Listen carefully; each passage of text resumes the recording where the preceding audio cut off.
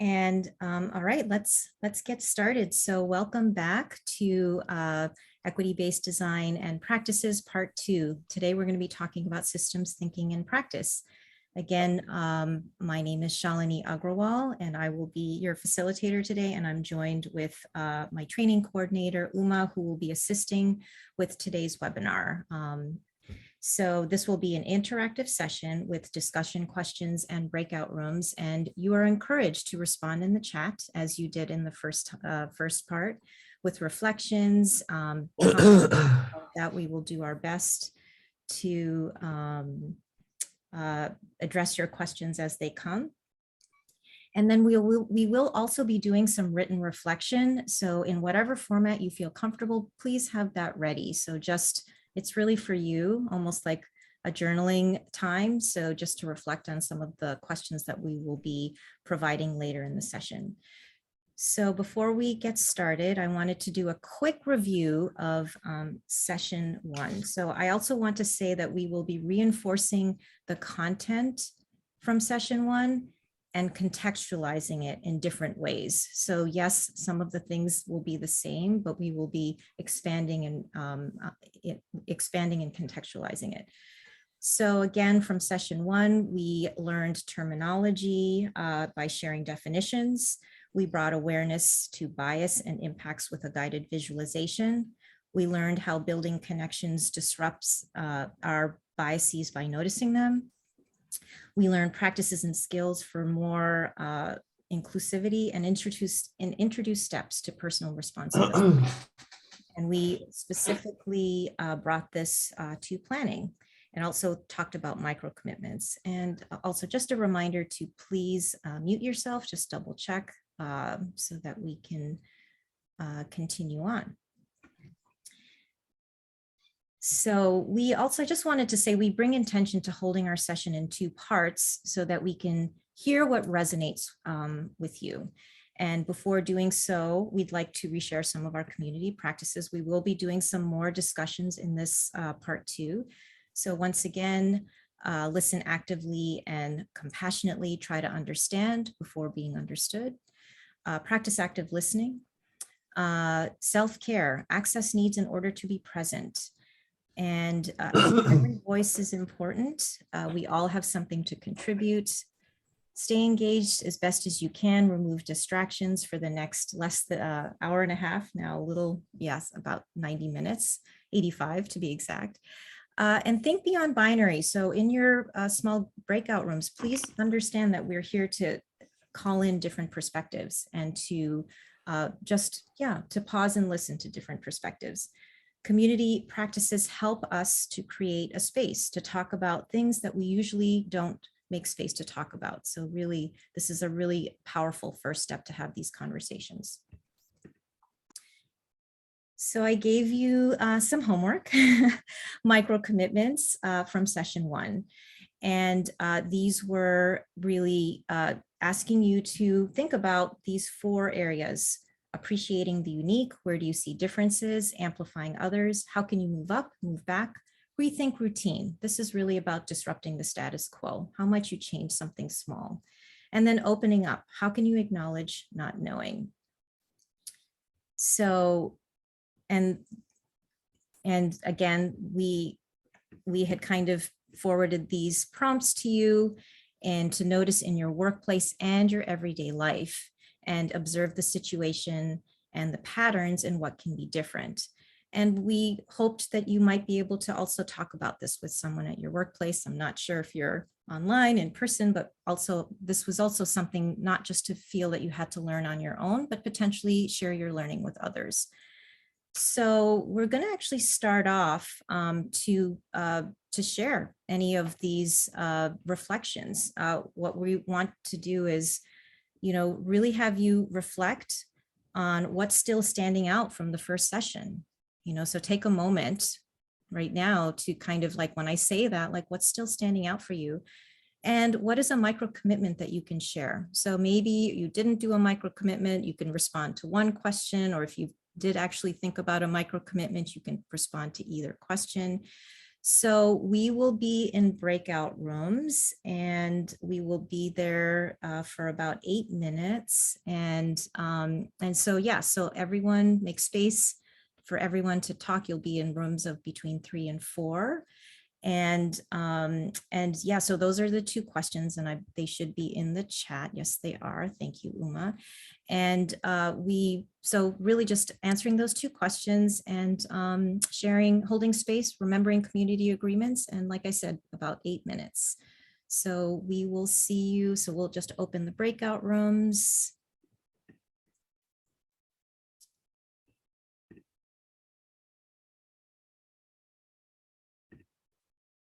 Yes, thank you.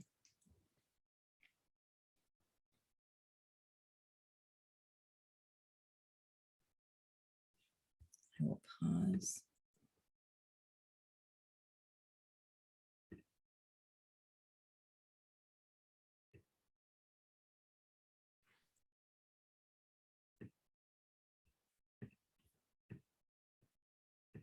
Okay, they have 60 seconds. Okay, thank you.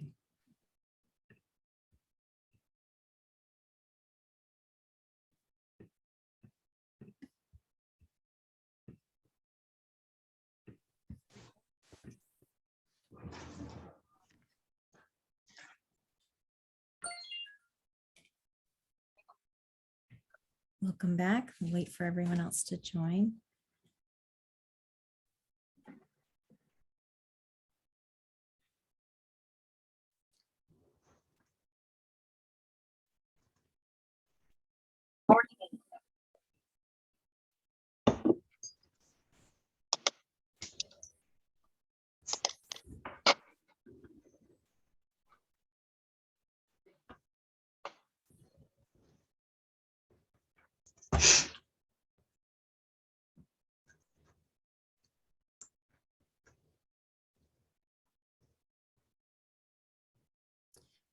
All right, welcome back, everyone.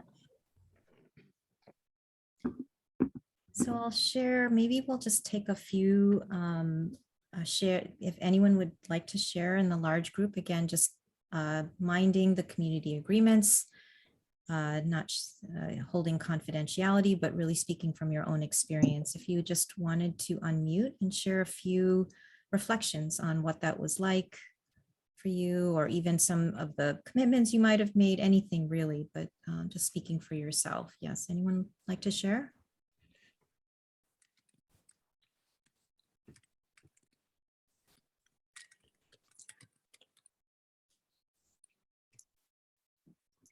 Or you can type in the chat if you would are more comfortable that way as well. I can go real quick.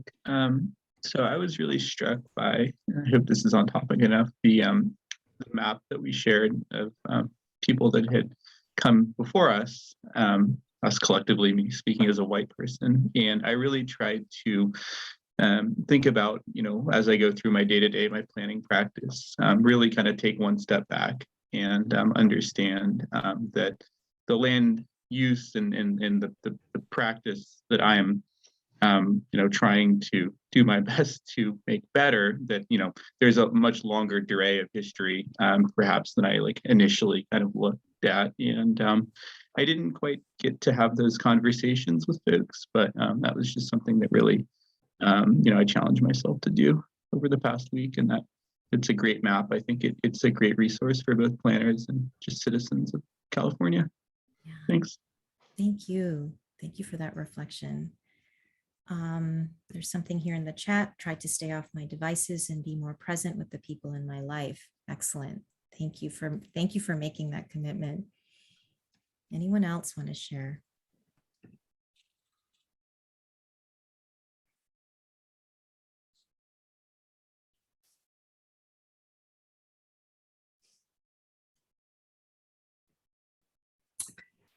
I'll speak up. I'm trying to go into the office a lot more regularly so I can see people face to face.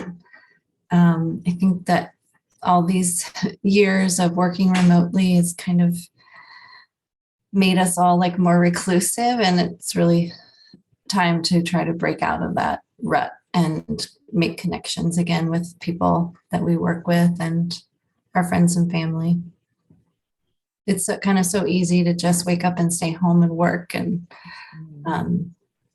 I think the effort is really worth it. And once you get back into that routine, it's so much easier and it feels so natural to connect with people. So it's really worth it. Thank you. Thank you for sharing, and thank you for naming that. I think when you said years, I'm like, wow, yeah, it's actually years. So thank you. Well, we will have some more opportunities to share. So please, I hope to hear your voices or to hear your voices or read your words with the next. We have a couple more prompts coming up. So I'm going to keep going and sharing my screen.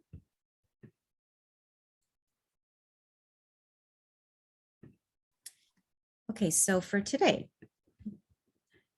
so we are reviewing what we did in session 1, and we're going to be doing some framing, defining systems thinking. So I had started by saying we're going to contextualize what we learned in session 1 and reinforce it more in session 2.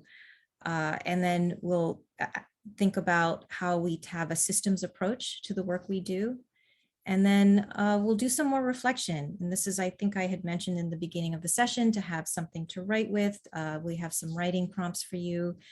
And so thinking about the micro to the macro, like how do we work from ourselves and then really move outwards to our practice. And then we'll introduce a practice of disrupting urgency, and we'll again contextualize that in a bit. So a lot of the similar learning objectives, you're going to learn some more terminology, but we're going to really apply it now to apply this to a deeper systems thinking application.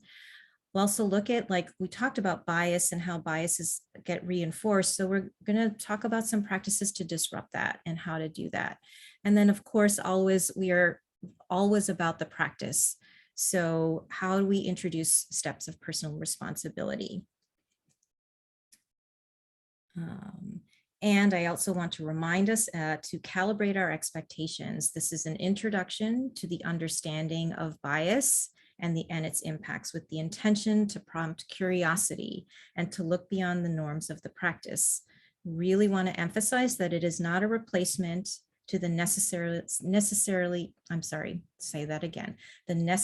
investment and commitment of time to gain a deep understanding, to change the status quo and undo the harm from systems of inequity that have endured over time. So really, this is just the first step. Let's remind ourselves of some of the definitions. I'm just going to go through these from our session 1. Okay, there we go. So inclusion is accepting and embedding differences, making each individual a part of the whole, and really also an experience to experience a sense of belonging. So just again, wanted to remind us of these definitions because we're going to be talking about them some more.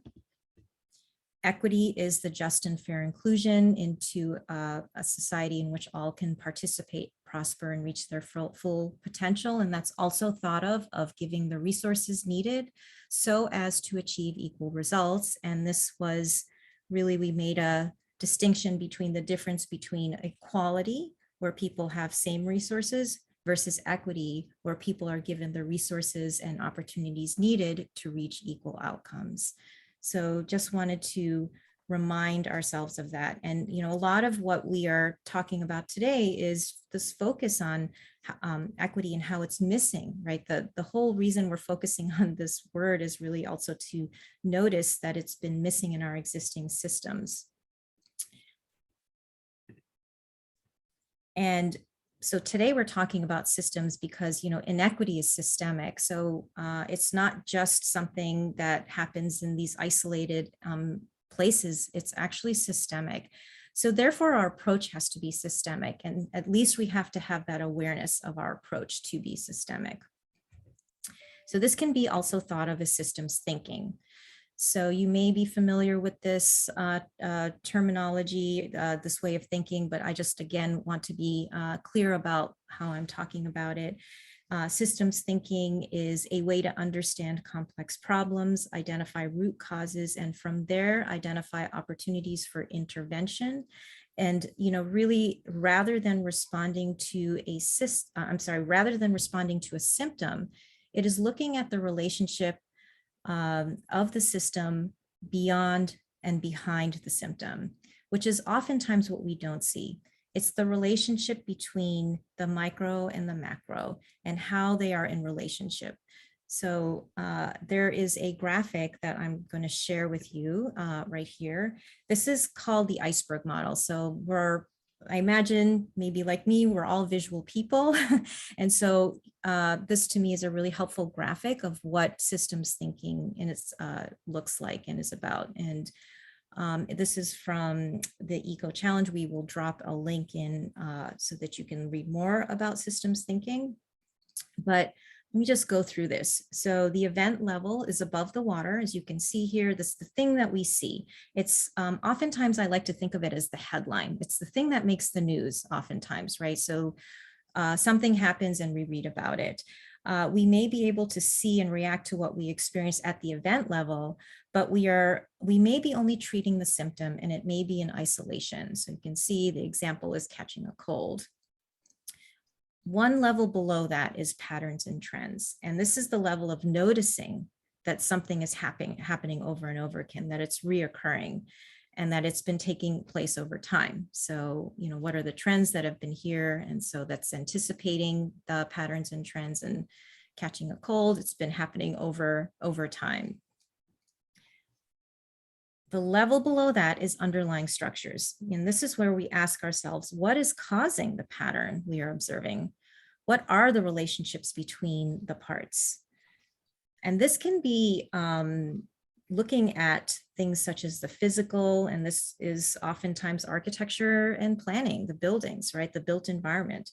Organizations such as corporations, governments, and schools. I kind of like to think this is power. This is where power is held.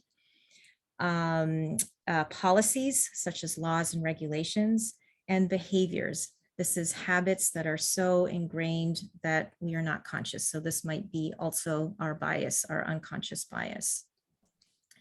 And below that is the mental model. So deep down underwater, this is a lot of the things that we aren't even, so, really want to emphasize that underlying structures is something that we don't often see. So you can imagine mental models are really hidden deeply down there. These are attitudes, beliefs, morals, expectations, and values that allow the structures to continue functioning as they are. They literally are the foundation of this event.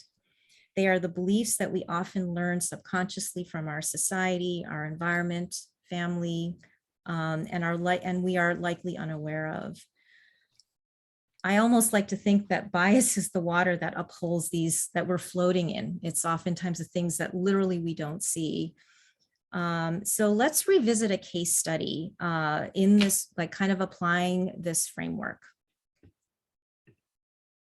So we mentioned the color of law last week, and this is, like, I'd like to name it as a mental model.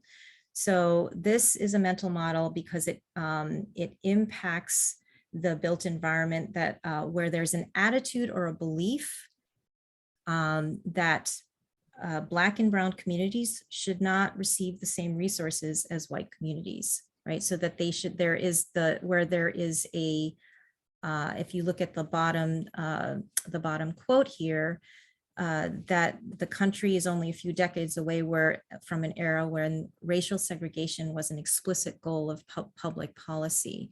So that's a mental model that we are believing that racial segregation should be a goal. So that mental model upholds an underlying structure of redlining. So again, we talked about how, and the definition of redlining is it's from the 1930s, the Homeowners Loan Corporation graded neighborhoods into 4 categories based in large part of their racial makeup. Neighborhoods with minority occupants were marked in red, hence redlining, and considered high risk for mortgage lenders. Redlining has left behind a stunning portrait of racism and discrimination that's shaped the American housing policy. So this underlying structure has created inequity in health, environment, food justice, policing, education. The list actually goes on. You can pretty much Google it and you'll find so many different examples. This is a structure being created to disenfranchise Black and brown people that is really from a mental model that the goal should be segregation. So how does that underlying structure impact, create a pattern? So we talked about this again, about the pattern of gentrification. And, so what we are seeing over and over again is that where architectural visual communication and of who belongs and who doesn't is replicated over and over again. And this communicates who belongs and doesn't based on race, even if someone has lived there their whole life. And this is, what we're seeing now as these patterns of gentrification based on, I think a lot of this is oftentimes aligns with the redlining map. And I think I had that from the last session as well. So there's a quote here: afraid of anyone who differed from the suburban archetype, the newcomers in the neighborhood were not only uninterested in learning anything about the incredibly dynamic place they had moved to, but ignorant of their role in destroying that dynamism. They too had gone somewhere without going anywhere. So I'm kind of going in reverse, right? So oftentimes we think of the event as the thing that we respond to. Well, in 2014, an event took place where Alex Nieto, a San Francisco native, was shot dead by police because a series of white men saw him as a menacing intruder in a place he had spent his whole life. This is from the perspective of newcomers coming into his neighborhood and claiming it as their neighborhood. And, this is the tip of the iceberg, and it stems from patterns, underlying structures, and mental models of belonging and not belonging. So I just want to take a moment to pause, reflect, and take a breath and honor the family of Alex Nieto and how painful it must have been for them. We often focus on the event without noticing what is below that event, what is behind it, what is the system, what is the structure. And a system produces what it's designed to produce. And I invite you to take a breath for a moment. I know it helps me in really talking about these painful histories.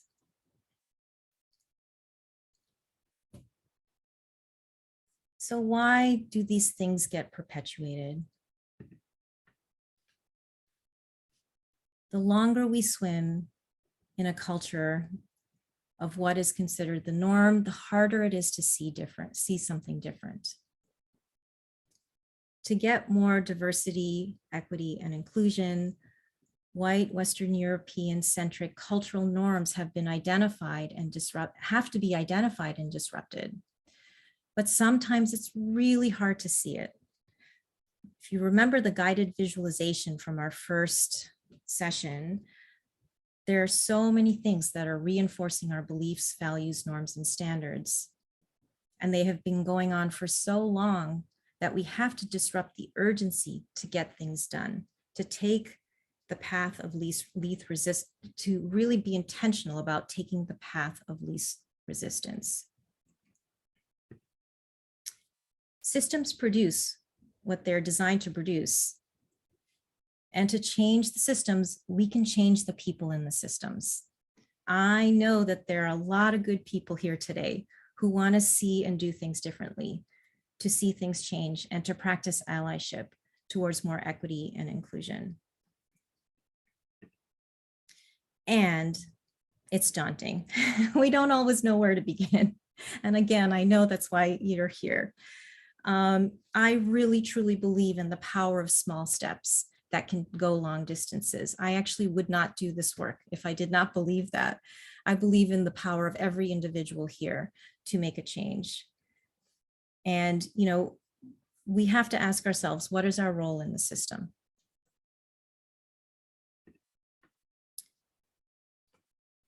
So you've already discussed some personal, internal micro commitments for making change. We heard some of those in the beginning, really noticing some of the history, changing personal habits, being intentional about making a change. We heard some of those earlier in our first breakout session. How might we make that personal connection and personal, how might we connect the personal to the professional?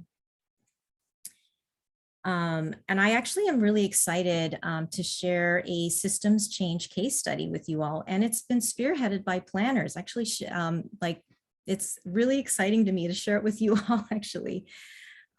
This past fall, in September of 2021, the APA posted a statement. Planning directors from 20 US cities have released a joint public statement to collectively address racial equity issues in their practices and policies, with a commitment to change their work towards the goal of racially equitable communities in the future. So not just equitable communities, racially equitable communities. The statement acknowledges decisions that have undermined equity in the past that are directly and indirectly attributable to planners, noting that these policies and actions negatively impacted the quality of neighborhoods and communities of color and are related to aspects of current planning work.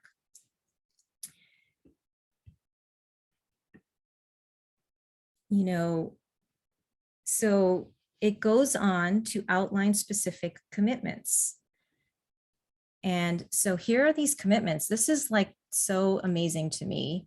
They are committed to creating communities that are culturally diverse, livable, and accessible, preserving and strengthening and celebrating the culture, assets, and institutions and businesses of BIPOC communities, promoting the health, economic, social, and cultural resilience of BIPOC communities, championing housing choice and economic diversity, addressing environmental injustice, and removing biases from their organizations. I am struck by how the word culture shows up over and over again in these commitments. I also want to stop and pause and ask you all what had to happen for them to come up with these commitments. I'm curious to know, like, if we were a fly in the room, what had to happen to get to this point?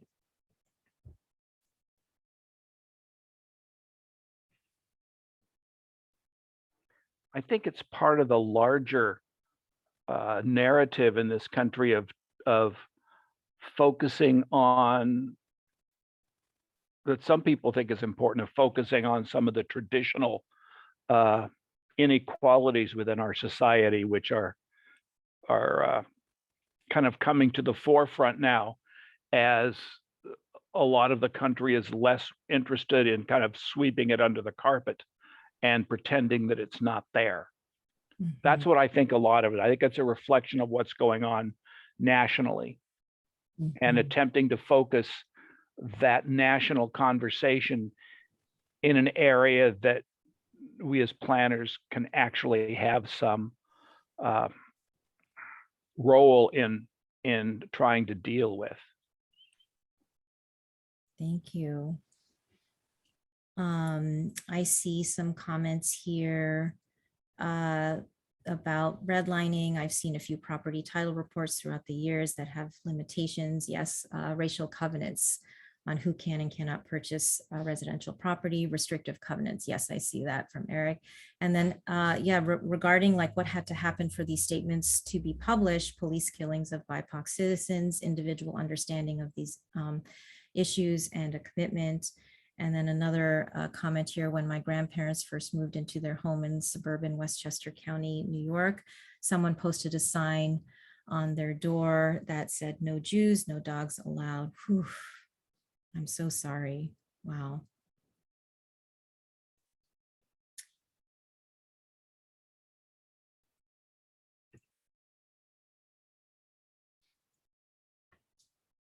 Anyone else? Like, again, like, I'm just so curious to know what had to happen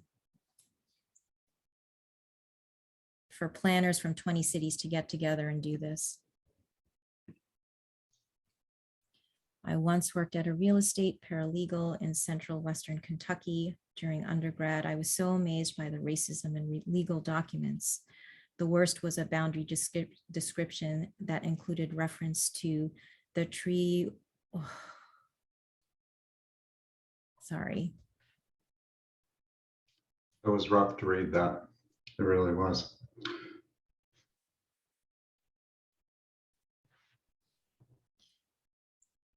Yeah, I think that planning has finally realized how complicit it is, and how important our role is in shaping communities. Like, I've often wondered, just from a community design perspective, we've never really criticized suburbanism, even though as planners we got behind it full force and promoted it, and then we've shifted, and we now talk about traditional neighborhood design and new urbanist approaches and such, but we never really came back and said that suburbanism was wrong. And I think maybe we're learning that some of our past actions, that we need to name them and reference them and seek to take action to change. I agree, Andrew. Also, I feel like the color of law made a difference, that before that was a line in a planning textbook that we all knew about, but it felt intangible, and just this one snippet of information, the color of law being so extensive and carrying that forward, I think, and that it was more of an urban event. And so this is the 20 urban directors made us feel like responding.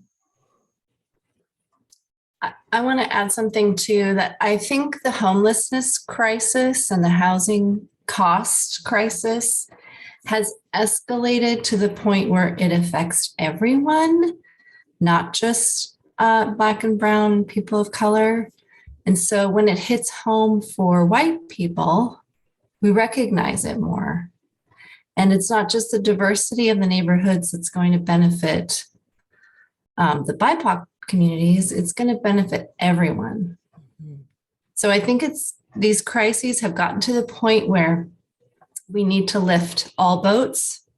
And so it hits home more for the white communities and becomes important for them as well.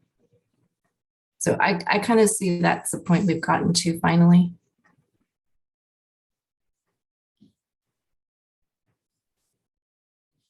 I am seeing a comment here. Thank you for sharing that. The killing of George Floyd on May 25th, 2020 was a watershed moment that shook the status quo.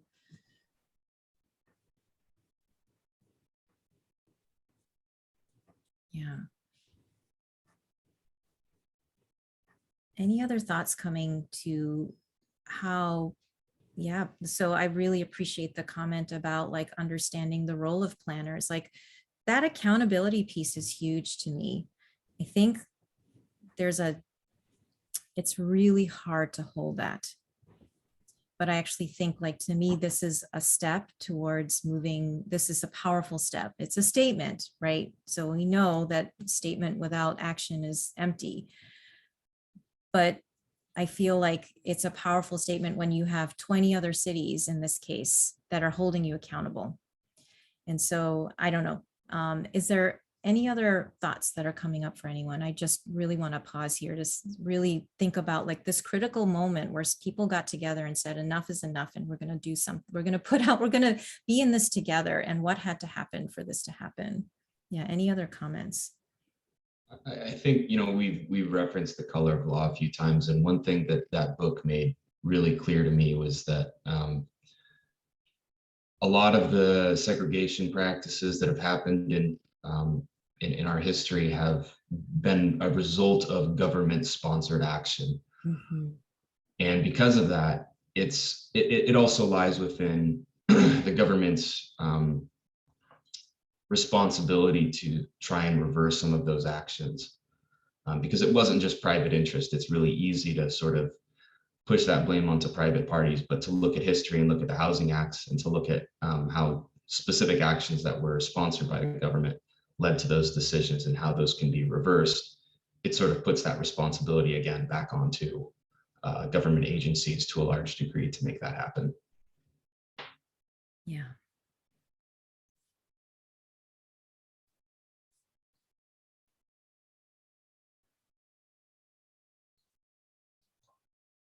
Yeah, and it can feel really daunting. Thank you for naming that. Yes, government agencies taking responsibility. And here we can see the planners in these cities, like working for different cities, taking responsibilities. And I think, again, I really want to emphasize the power of the individual. And I think there's this quote here that I really love. Let's work together to create a profession of inclusion and equity. Let's reconcile with communities of color and lift the burdens they have borne because of us for far too long. Like a really powerful statement of accountability from Eleanor Sharp, the deputy director from the Philadelphia City Planning Commission. Like that takes a lot of, like one person in this case stepping up and taking accountability for an entire profession. And, I really believe in the power of one person to make a change. And in this case, I don't know where this started and how this started, but I like to think that there was a movement that rippled out and everybody was like, yes, we want to be on board. I was trying to find a follow-up to find out how those 20 cities have been doing. I didn't find one. I think there's a link to the article. I was trying to do a little bit of research, but I also know that things take time, right? If we look at those commitments, those are not easy commitments. Those aren't something you can do in a fiscal year. Those are going to take time. And really, I want to talk to us about this sense of urgency, right? Like slowing things down. I heard a little bit from, a lot of the shares you were, people noticing. Sometimes it was hitting people in the head, but sometimes it was like noticing that we need to slow things down. So I really want to talk about like disrupting urgency. It's a powerful step towards equity, right? So when we're thinking about the resources needed and thinking about like how we have been biased to think a certain way, where do we start? Well, I really believe that we just start by disrupting urgency. We can really noticing when we're being urgent, when we're being rushed, and how do we disrupt that? And it's also a very powerful step to disrupt the norms of our practice. So with that understanding of urgency as is kind of the path of least resistance. It's how we always do things. And kind of even between last week and this week, I was asking you, like, how can you do a micro commitment to rethink routine, maybe open up, like acknowledge not knowing. So I would like us to maybe for 5 minutes or so journal on these questions. How does urgency show up in your personal life? Let's identify where urgency first exists before we can disrupt it, right? And really not only how it shows up in our personal, but also professional, and what are the impacts of feeling rushed? And you can think about it personally, but also in your profession, right? So I'm trained in architecture and we are so deadline driven. Like our work is always about deadlines, and how that deadline is always forcing us to kind of take the path of least resistance. And in making those decisions of least resistance, we are reinforcing perhaps things that we always do. So how does urgency get in the way of equity, right? So I'm, again, thinking about systems. How are we taking a moment to notice when this urgency might be leaving people out, might be leaving processes out, might be shifting us away from equity? So I'm going to ask us to take 5 minutes, and the journal prompt questions will be in the chat as well. And I'll stop sharing actually so that we're.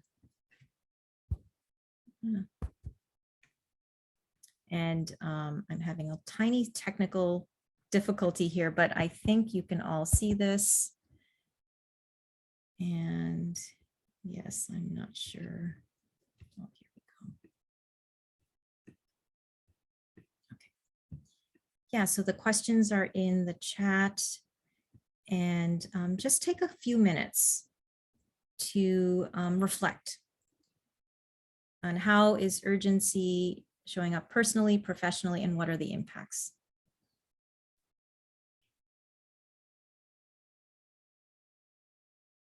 So feel, yeah, 5 minutes.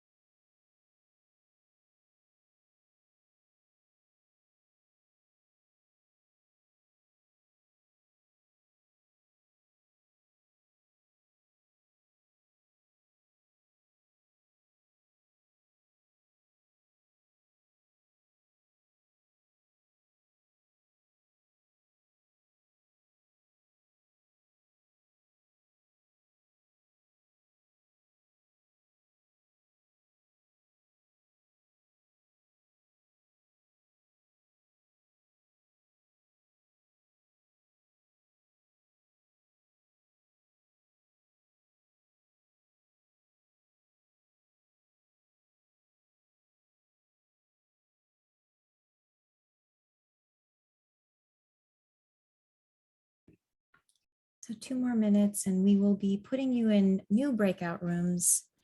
So where you can talk a little bit about this. So have a few things that to write or that you're interested in sharing with the group.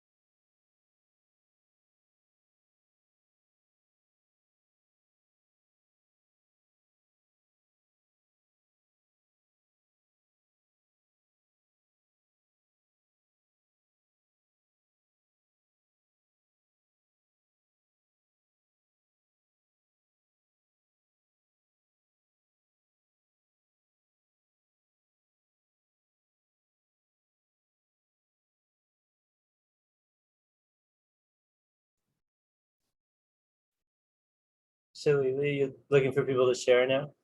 So we're actually going to put you, thank you for, I'm so happy that you're excited to share. We're going to put you in breakout rooms, and then we'll do another share back. So yes, just a little heads up of what we'll be doing. So 1 more minute, and then it's about 5 minutes of journaling, and then we'll give you 10 minutes. And really, you know, any 4 of those questions you can chat about, and really being intentional also about allowing space for everybody to speak, as well as holding community agreements and being sure to hold confidentiality as well. So we're almost there.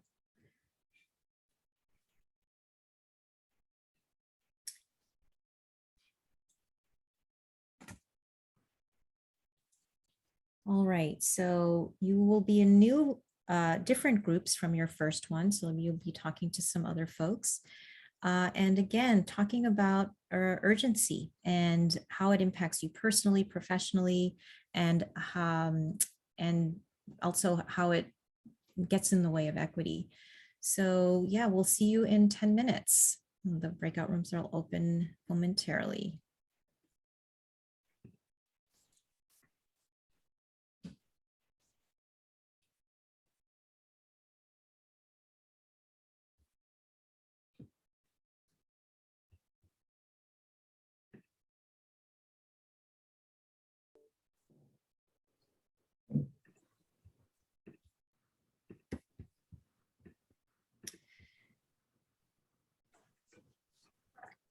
So there's a practice that is something that I've been implementing in my daily life, my personal life, my professional life. It's called an equity pause, and this is credited to the collective Equity by Design, and they have this great article, Racism and Inequity Are Products of Design. They can be redesigned, and we will provide you with these links in a chat.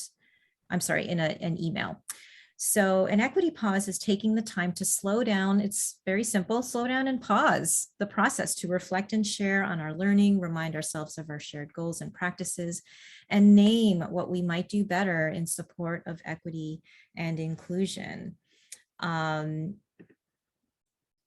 And why slow down? And actually you all named a lot of great reasons. It is an antidote to urgency, and a practice to take the time to be inclusive. So you all kind of talked about what happens when we're with urgency. It encourages democratic and thoughtful decision-making. It takes time to consider the long-term consequences of decisions. So even in making a decision, thinking about the repercussions of it. Also a way to make relationships.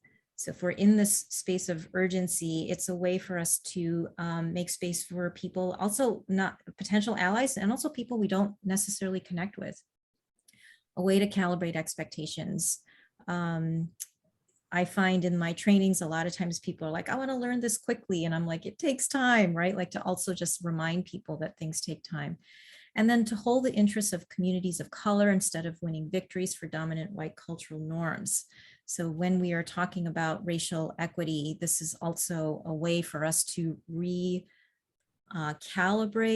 to remind ourselves, well, the dominant culture has benefited, you know, Western white European people in this country at the expense of communities of color. And so, and that has been going on for some time, and our practices are getting reinforced, have been reinforced. So again, it's a way for us to disrupt that.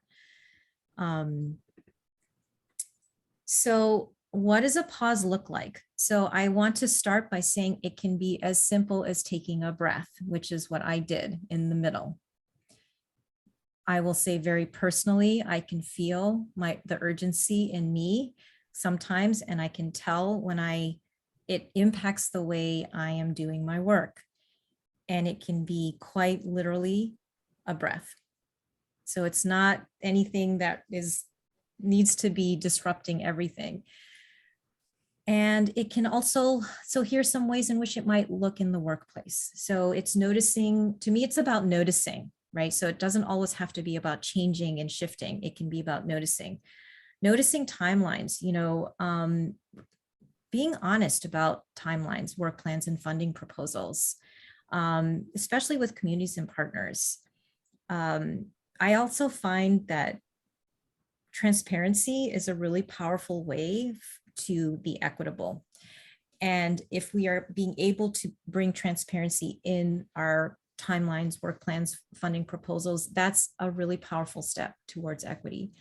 Reflecting on past experiences about how things act, how long actually, things take. Let's be realistic again. And also leadership understanding that things might take longer than anyone expects, right? So to me, it's about expectations. It's about being realistic and also learning from past experiences. Another really kind of, that's to me a broader umbrella of it. And if we go down even deeper into maybe a smaller thing that you might be able to start doing like tomorrow, well, maybe not tomorrow, maybe Monday, reflecting on terminology that might be misunderstood or biased. Are we using words that people understand or don't understand? Really looking at some of our terminology. I started by sharing definitions of words that we use, but I wanted to be sure that I wasn't making assumptions about what it's a way for, without making assumptions, is also a way for me to say, here's what I mean when I use these words. Stating clearly how you will make equitable decision in an atmosphere of urgency. So some of you shared some of that, right? Like we have a deadline and here are the impacts of that deadline, right? So being a very open and upfront. And I recognize that in meeting this deadline, we may not be able to incorporate this, and it doesn't make it right, but it also is a step towards acknowledging, being accountable for what you can and cannot do. My director, I have a co-director of operations, Kennedy Whiters, and she does a lot of historical she does a lot of work in historical architecture. And one thing that I've learned from her is don't use the passive tense.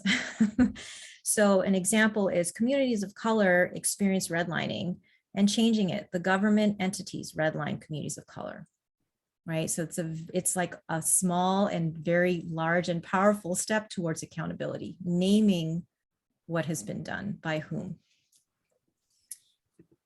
Ooh. An equity pause might look like noticing your patterns. So some of you talked about how you feel in your body, right? So accountability when you don't know something or get something wrong, like being accountable and not worrying and pausing and being like, okay, I didn't do that the way I should have.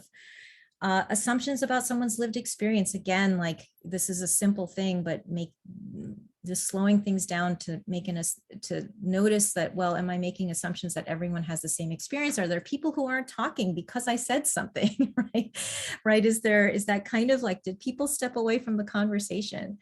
Making space before speaking first. And that again can be the urge that we all have when I'm asking people to speak, like who speaks first, who doesn't, just even noticing that.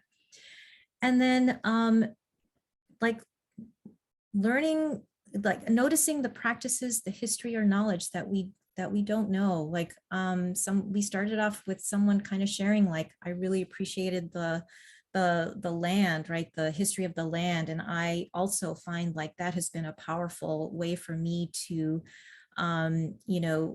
kind of disrupt some of my assumptions about, the history of the land. We only talk about it in a certain number of years. And to me, I think that's a really powerful way I've actually gotten really curious about land history as a result. And, you are all educated people. And so do your homework. It is also not someone else's responsibility to fill in that knowledge gap. Now in this day and age, I do my homework. And so again, I encourage you to think about how, what you know and what you don't know, and do that learning. So let's see how much time we have left. Okay, yes, we don't have a lot more time. So I am going to stop sharing for a moment. And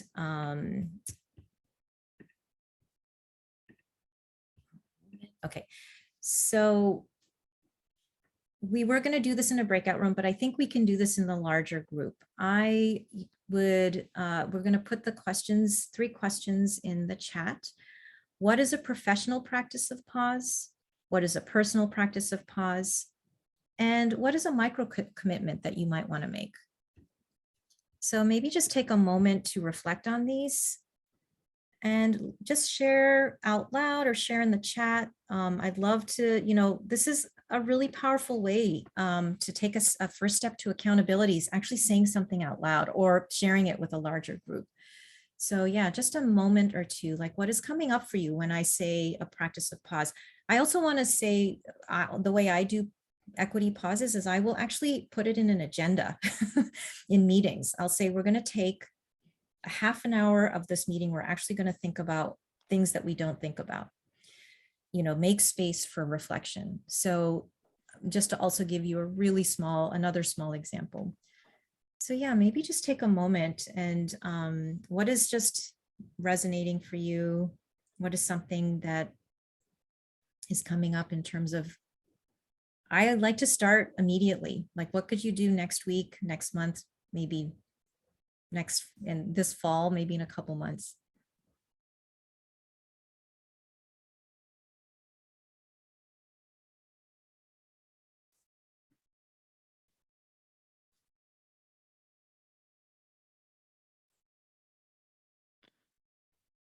I'd like to, when someone, I think we've all experienced in a project when someone really escalates something to another level, they cause a really big fuss. Instead of instantly reacting and trying to, acquiesce their demands that could be very harsh and very unkind, I want to kind of take some time to realize what power structures are at play, give myself a break, know that I'm doing my best, and then react just in a more kind of, be less immediately reactive to this. I hope that makes sense, but I think planners are in any kind of, design or, oriented where we have deliverables, that's going to inevitably happen. So I think I can be kinder to myself and just kind of look at the bigger picture when these things inevitably happen. Yeah, thank you.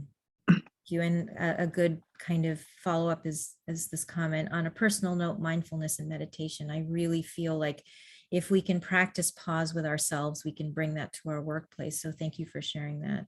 Listen to how my body is feeling. Yes, thank you so much, Kelsey. I'm right there with you. Such deep learning there for me. Anyone else have something else that they'd like to share?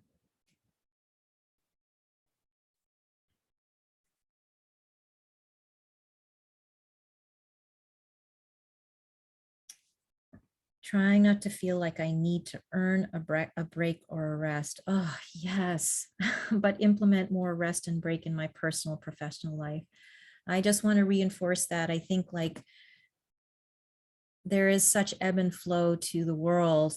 Everything takes a rest. Nature takes a rest, and it's part of who we are, and we are part of nature. So I really want to encourage and remind us all that it's okay, and it's actually part of life and the cycles of life. In fact, the oceans ebb and flow, the seasons change. So we also should be noticing that our need for rest.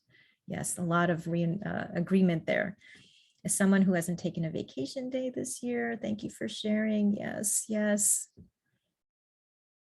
I also I'm always like the larger culture of urgency is what reinforces that, right? Like we are kind of being told that production and work is good and rest is not. So I'm always like, why is that the way it is? So just noticing why that is the case in our systems. Couple more here. Professionally, ask how have the plans we've put into place makes this family friendly. Take the time to share the history of zoning when NIMBY concerns are voiced to keep affordable housing out of single family neighborhoods. Yeah, thank you for naming that.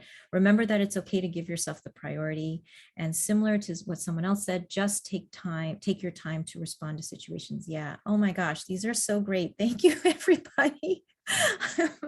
This is so great. All right, we are at time, and I am just, it has been such a pleasure and delight to be here with you today. We're going to drop in a link for a survey, And we really would love to hear from you. This will be shared with the planning team that I've been working with. And it will, it's really a way for you to voice the things that you might want to do with M Group. And also, again, this is our step towards accountability. I don't like to come in and leave and say, I'm done, I'm out, but really, like, how can I be an organization that shares what you would like to share? So please, it should only take maybe 10 minutes at most. And maybe even less than that. So please take a few minutes to fill this out. I would be really grateful. And I think I'm done with and thank you for the commitment. I think almost everybody showed up for both. So I know you want to be here. So thank you so much. Yes, and I apologize for the closed captioning challenges. But yes, survey of impact, please complete by July 1st. So before the long weekend. Yes, thank you, everybody. Thank you, Shalini.